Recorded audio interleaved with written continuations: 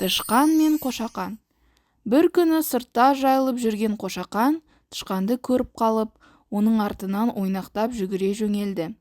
«Қорықпа, тышқан, мен сенімен ойнағым келеді, дос болайықшы», деді ол тышқанға. Олар дос болып күні бойы бірге ойнады.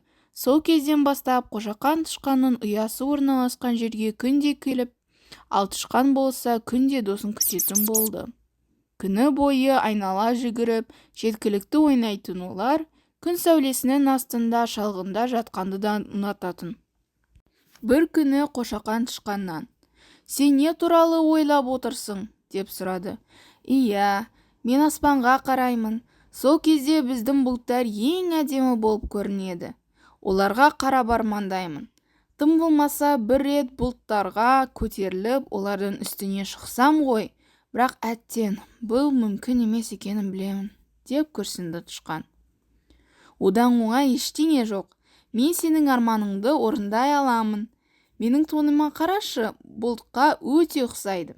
Анамнан қойдың осындай жұмсақ, ақ, үлпілдек тонды қайдан алғанын сұрағанымда, ол бізге қыс бойы тонды тоқитын әжелеріміз деп жауап берді.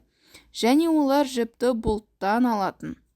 Сондықтан да бізде бұлт секілді ақ үлпілдек тонымыз бар.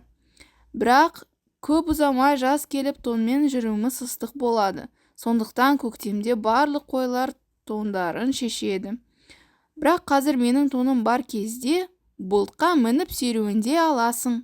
Арқама шық», деді Қошақан. Тышқан оның арқасына шығып, екеуі күні бойы айналып жүгіріп жүрді. «Бұл тамаша! Сенің тоның шынымен жұмсақ және үлпілдек бұлт сияқты екен», деді тышқан оның арқасында отырып. Кешке тышқан өзінің досынан сұрайды: «Айтшы, ал сенің қандай арманың бар? Сен нені ұнатасың?» «Мен жүгері дәнін жегенді ұнатамын. Алайда бұл қазір мүмкін емес екені өкінішті.